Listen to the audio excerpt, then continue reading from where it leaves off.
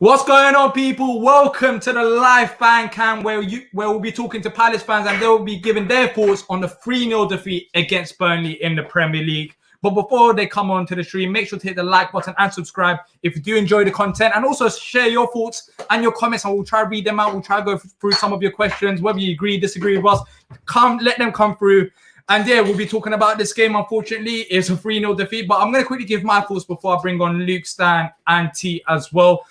I just feel like, I've said this before as well in terms of Roy Hodgson and Crystal Palace. I just feel like we're in a position right now. Yes, we lost 3-0 against Burnley. Yes, it was miserable. But we're in a position right now when you're looking at the league table, are we going to go down? I don't think we are. And, there are teams that are surprisingly worse than us. And once Diyar comes back, we're going to be that better side as well.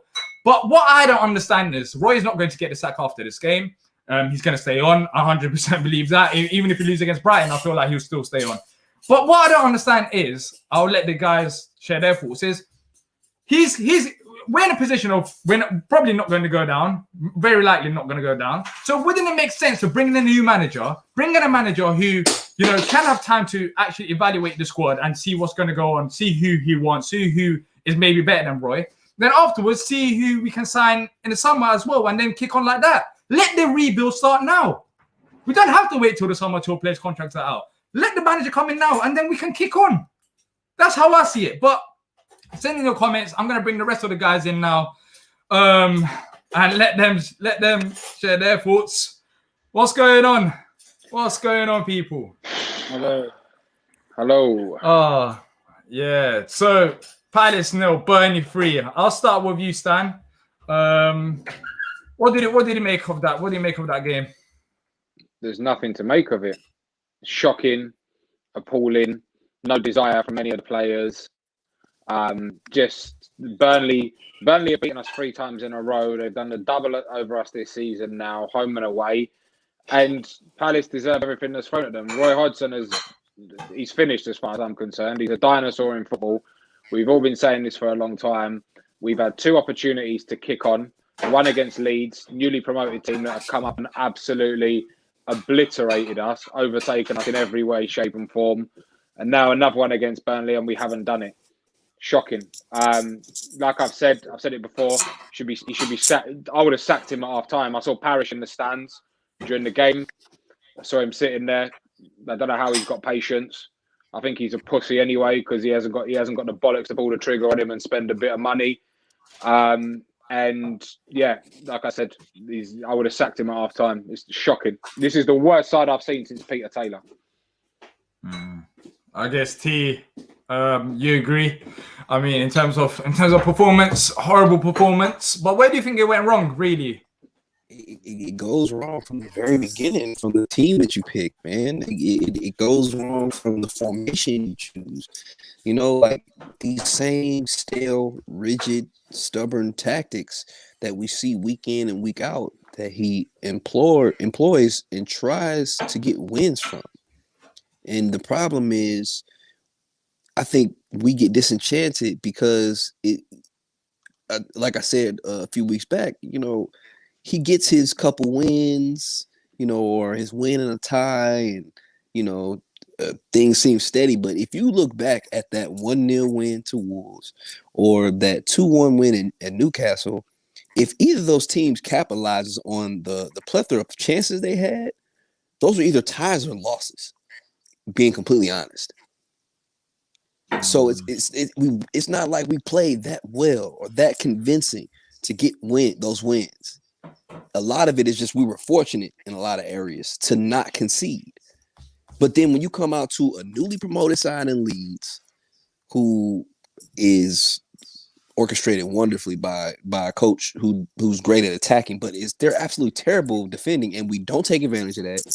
And then today against Burnley, who's literally the last place team in goal scoring in all of the Premier League, and we give up 3 and don't score any? Like, what? I don't understand what more a board or a chairman can need to see. But at the same time, it's complacency, because all they care about is the fact that we're safe and that we're not going to get relegated and that we'll be able to be in the Premier League next year.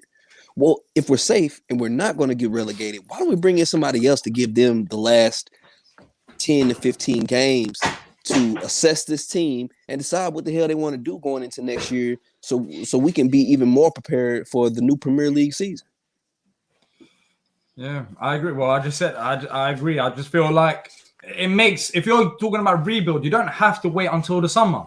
Exactly. You might as well start the rebuild now. Yeah. These players are going to be out of contract in the summer. So if you want a new manager, if you're going to bring in a new manager, then you bring him in now. Let the players. You can see the players who are out of contract. You can see who you want to renew potentially, or who you want to move on. You can see whether some players are good enough to be in the squads. You can see the areas that we need to target. But I don't think it's going to happen. And Luke, going and talking about the game, another slow start. How long did it take? 4 minutes for Burnley to score? Yeah. What is it? What do you think it is? I mean, there's a few things I want to say. First of all, lack of motivation from the manager and from the players. Second of all, I think it's shape, formation. Burnley looked 100% better with their organisation. Our organisation looks terrible. And I think it's just, like, yet again, we conceded another goal from the first few minutes. Yet again, is it either lack of concentration, or is it just probably the age of the players? Probably it's just reaction timing, maybe. I don't know. Those are the few things that I wanted to say. It's just the top one's motivation. If the players are not going to perform at this level, then who's gonna come in and actually motivate them? I don't know. It's just 50-50 at the moment. It's just motivation or just organisation. I don't know. It's just it looked very poor today. Do you think, San, when you're looking at the team's selection, of course, Zaha was not in the lineup, and then there was a couple of changes as well. PVA going to left back, and Bentek and Batshuayi starting up front. Do you think, I don't know, some people, I haven't looked that much at Twitter and seeing what people have been saying, because I've been doing a watch along, but do you think it's a case of just missing Wilf as well? That plays a big contribution in terms of why we struggled today, or is it more than that?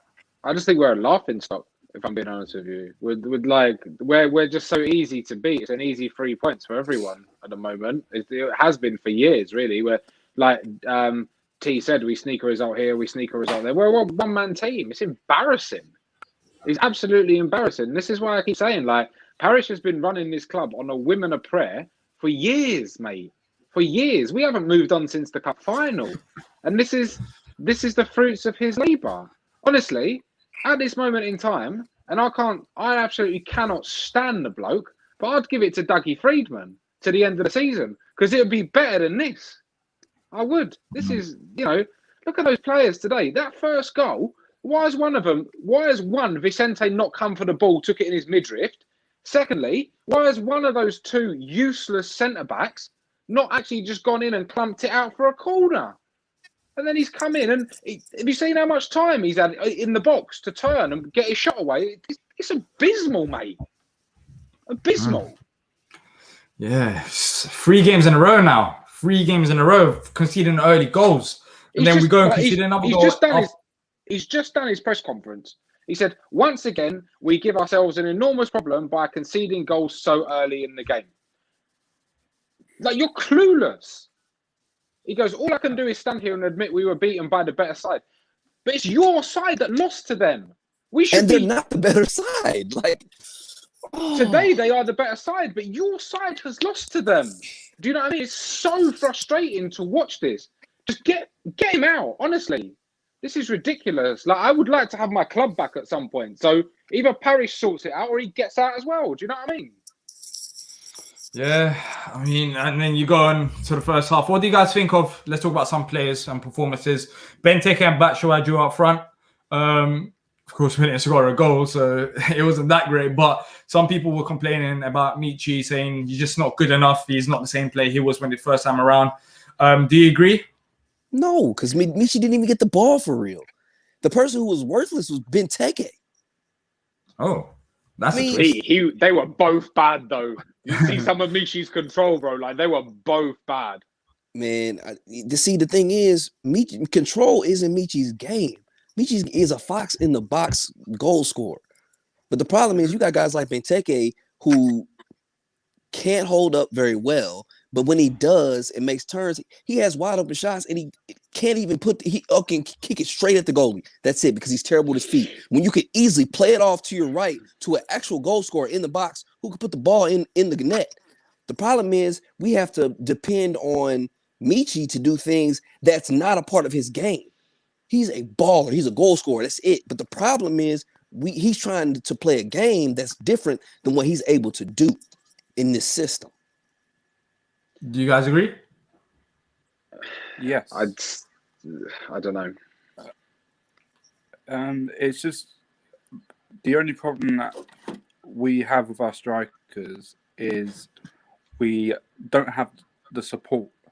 We lack wing play. The only wingers that we really do have is Wilf and Andros. Mm-hmm. Eze is a number 10. I think we have been banging on about this for weeks and weeks. We needed a new winger in the January window. We missed out on Damari Gray, who went to Bayer Leverkusen, and it's just not good enough. Both of the strikers today look very pony. It's just, I don't know. It's just Benteke. I think he had like one shot on target. Batshuayi, I don't think he had a shot. It's just, why are you playing them two up front? Play the new guy. See what he's about. But I agree with that, Luke. Yeah. Mm-hmm.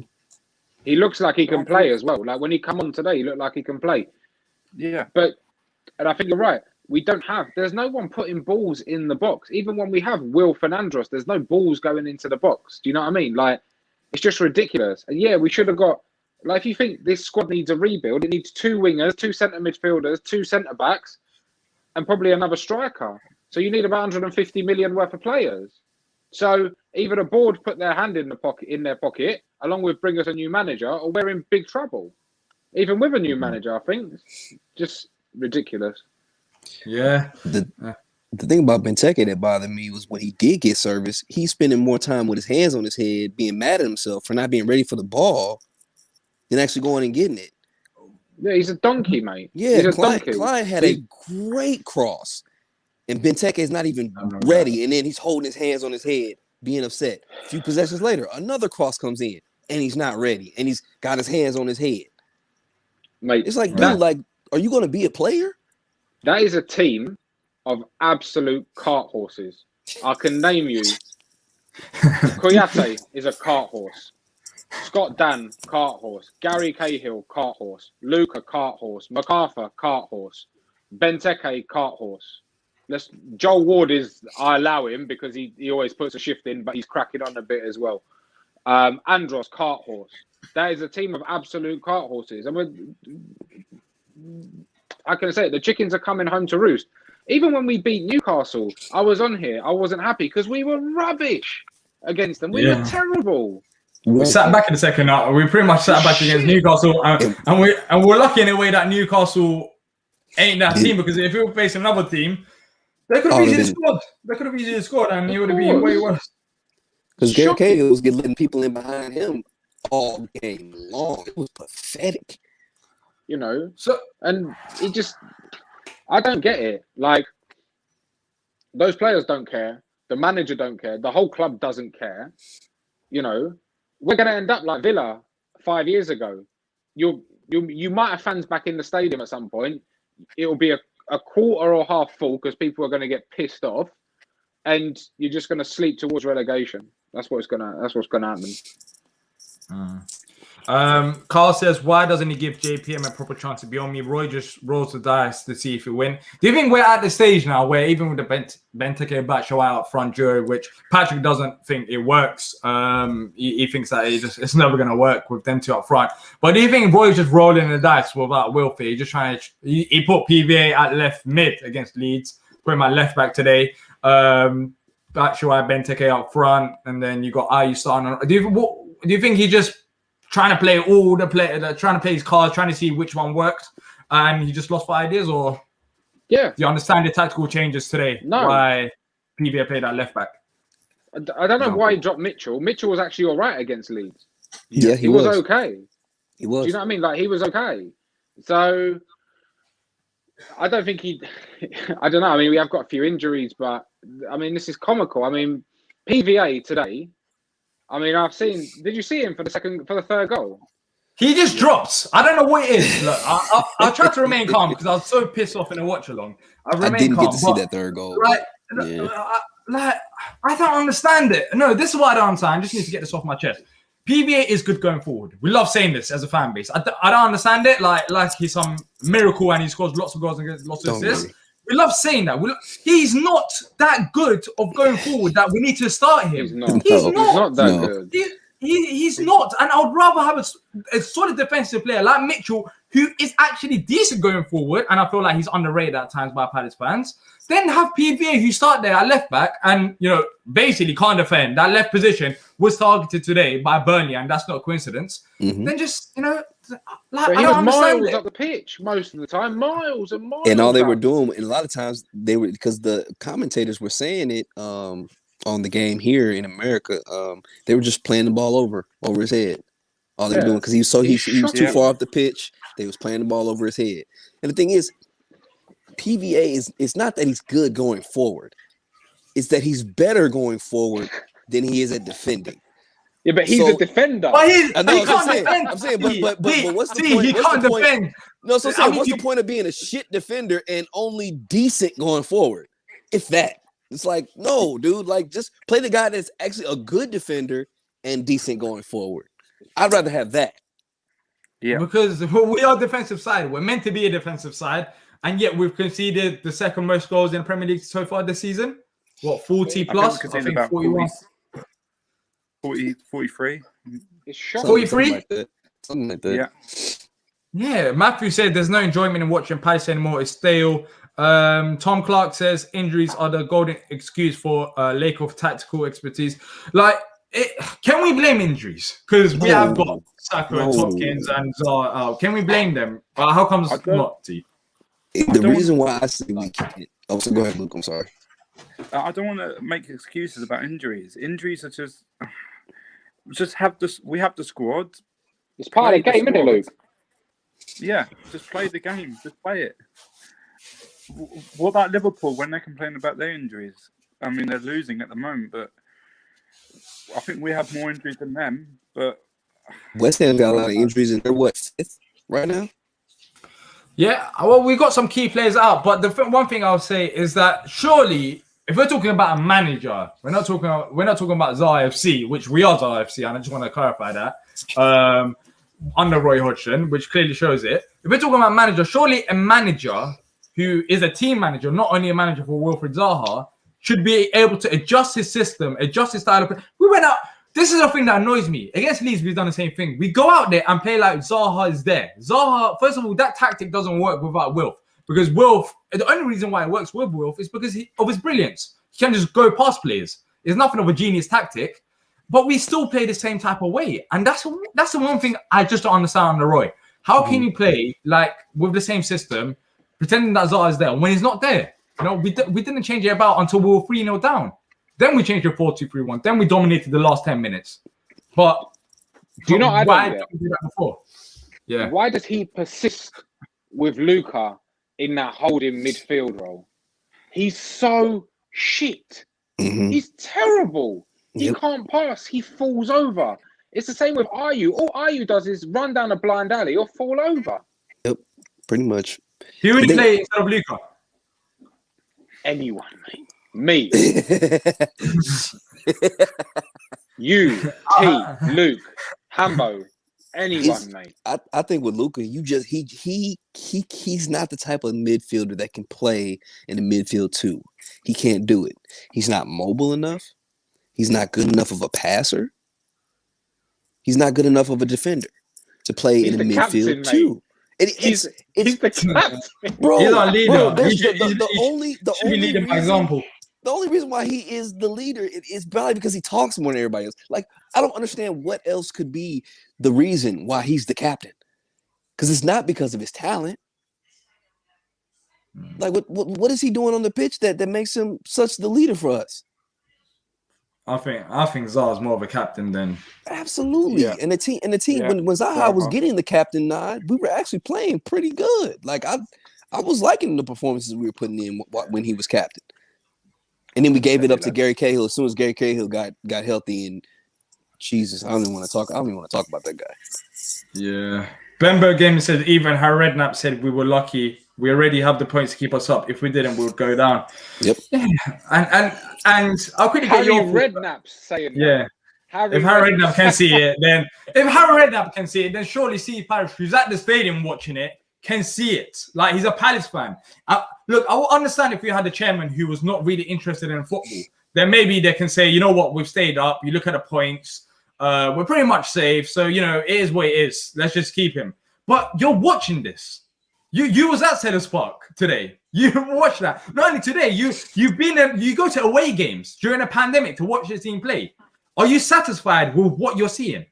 Yes, we are staying up, but what is the risk at this point? What can we do under Roy that another manager can't? We can't defend. Maybe even if you like, I don't want to go into I mean, we can go into it, but I don't want to say, oh, let's have Eddie Howe, let's not have Dash and that. But I'm saying, for example, if we had Eddie Howe, at least we'll be good going forward, for example. You know, we can't defend. Yeah. And we probably still be giving up the same amount of goals that we are right now. Exactly. But like, what is the game plan right now? Diyar, honestly, and I'm going to sound like an idiot for saying this, I think I'll take Alan Pardew back right now because it'd be better than this. And again, and he's another one I can't stand. I don't want him here, but I would sooner go back to the days of Alan Pardew than watch this crap that we're serving up. I'm actually buzzing that I haven't got to watch Palace, the drivel that this team serves up for about 9 days. That's the best part of my weekend, probably. That I haven't got to watch this for 9 days. Tom Clark says, don't be fooled into thinking we are safe. Well, do you guys agree that we was having a discussion before we went live? Fulham, they've got 2 games in hand and they've got 15 points and we've got 29 points. So 14-point difference there. Are you guys, any of you worried about actually going down this season? Do you think those teams would have to have legendary runs at this point of the year to get out of that point to where we would fall into the relegation battle. That's not happening because we'll steal points. We'll steal points right now. We are 29. We can steal enough points for the rest of the season to get us right to about 38. Like there's no way. Like one of them's on 12 points, one's on 15. Like no, it's not happening. I think as much as our fan base wants to bring us into that relegation talk because of years past for us, the truth of the matter is we've done enough already this season with how bad it's really more about how bad those teams have played this season in comparison to us and less about what we've done and how good we played. But no way, dude. That would be historic to see that happen to us. You agree? Actually, I am very concerned. I'm concerned about the relegation. If we don't get a win of 3 or 4 wins in a row, it's going to be difficult. I mean, 3 or 4 wins in a row. We've never. I mean, how many wins have we got today? I'm not so far in the season.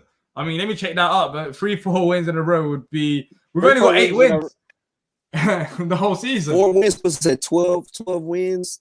That puts us over 40 points for the season. That's what 38 points is like the goal to secure safety usually. Yeah, I think they'd have to. They've got to catch a lot of other teams first before they've got to catch us. Yeah, exactly. That's Fulham. True. Very true. But mate, with this club, you never know. Obviously, this is why. But you know, it's all part of being a Palace fan, I suppose. It's a roller coaster. But today is shocking. I've no words. I can't believe they haven't sacked him there and then. To be honest with you, It you know what hurts the most though? This is like a therapy session. What hurts the most is that we've been in the Premier League. We just didn't get promoted. You know, if we were just promoted, I would understand why we're doing this. But we've been here for like how many years? 7, 8. I always say this, and I never actually. 2021, 13. We've been here for a while. In 7 years. Mm-hmm. Yeah. So I don't understand it. What's our game plan? I understand you have to go. It's fine. Cool. Catch up with you a bit later. Catch up with you guys. See ya. Don't let the bastards grind you down, and enjoy the rest of your weekend. Me too, man. Thank you. Me too. Right, up the Palace. See you See you later. later. Yeah. Bye. Yeah. Yeah. So yeah, it's like, what are we trying to do? If we was here for 3 years, then I understand it. We just want to stay up, but I haven't seen the club have any ambition apart from when we signed Frank de Boer. Like, that's the only time maybe I thought, you know what, we're going to have a different. We want to play a different style of football. We want to maybe focus on, bringing it. We brought in Diyar Reedworld, focus on bringing younger players. Ruben Loftus-Cheek as well. But we only had that for 3 months or 2 months, or however long Frank de Boer was here. That's what hurts me the most. It's not that we lost against Burnley. It's the bigger picture. Yeah. So where do you go from here? What are you trying to do, Parish? What are you trying to do, American owners? What are we doing? Like, sell it to me, then I'll say yeah. But there isn't anything to sell. We brought in younger players, but we got a manager who doesn't like younger players. Mm-hmm. And I don't know. That's like a little run of me, but yeah. I yeah, actually feel like as fans, you can respect that. You can the move with, like you said, like with Frank de Boer and bringing in guys like Gyro. I think as fans, we respect that move more than what we're doing right now.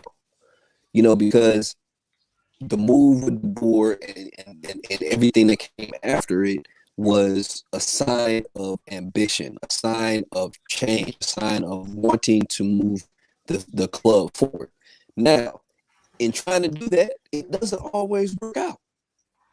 The manager didn't work out, but look what we've gotten in a guy like Gyro. So it wasn't all bad.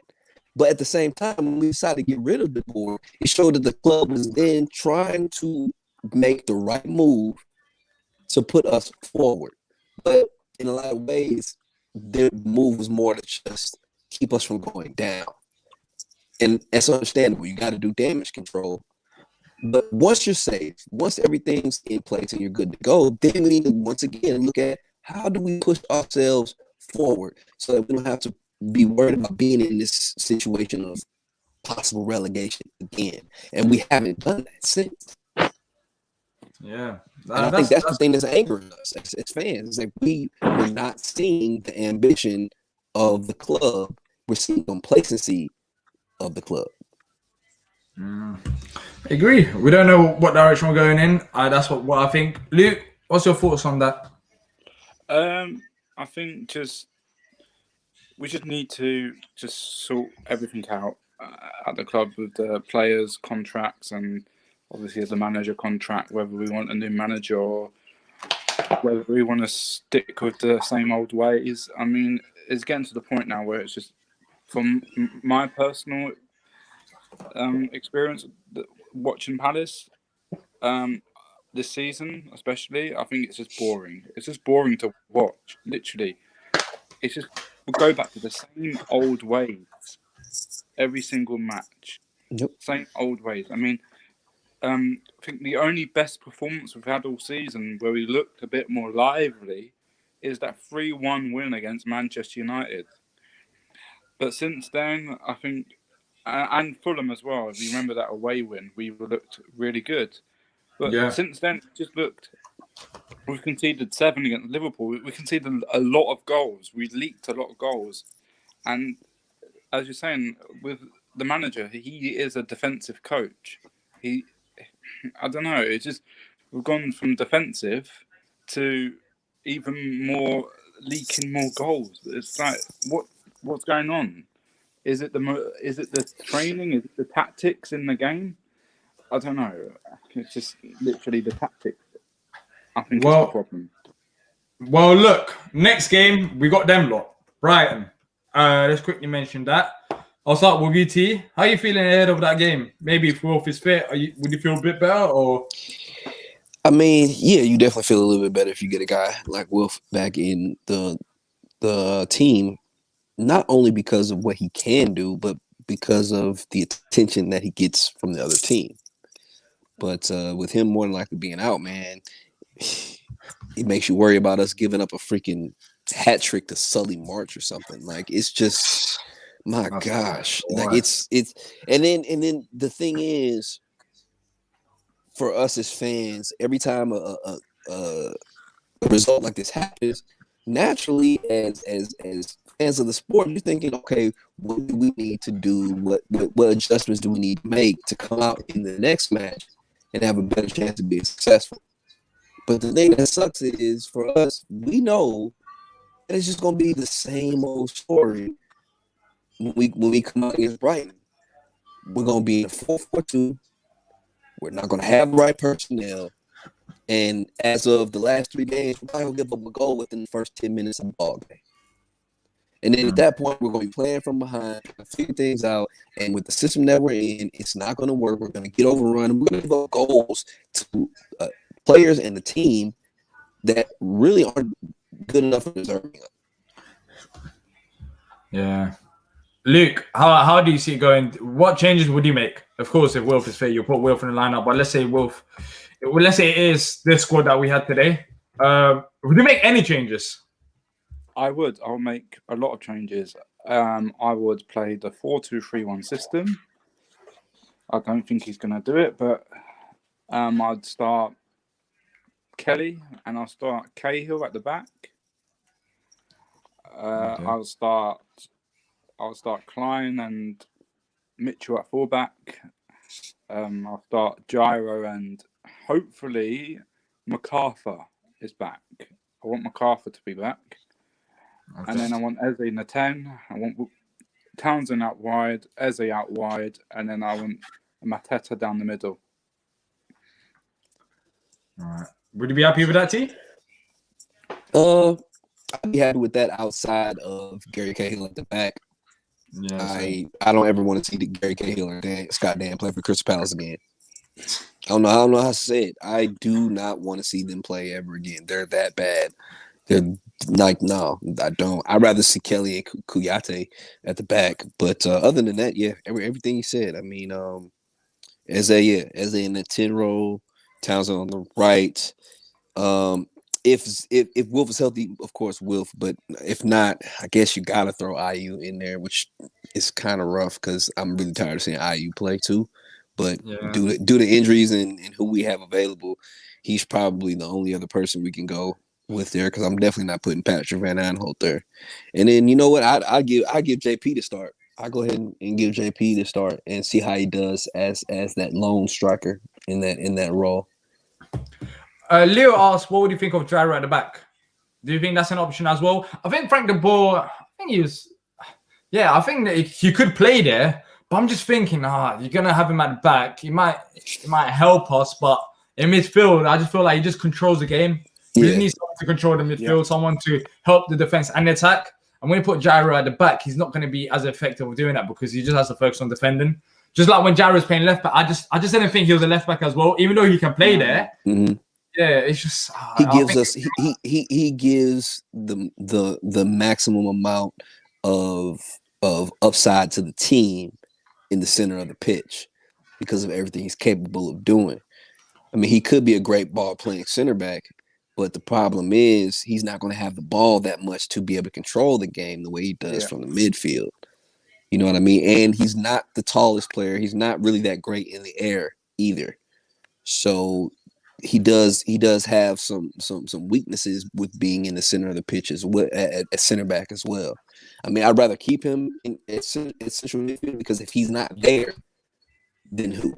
You know what I mean? Right, especially right now with the injuries we had. Yeah. Well, Luke, you agree? Yeah. I think he's more comfortable in the midfield. He controls the game a lot better than all our other midfielders. Apart from MacArthur, I think MacArthur is probably our second best midfielder in the club. He just brings. I think we're missing that energy. Pardon? No, I give you that. I mean, I agree with that.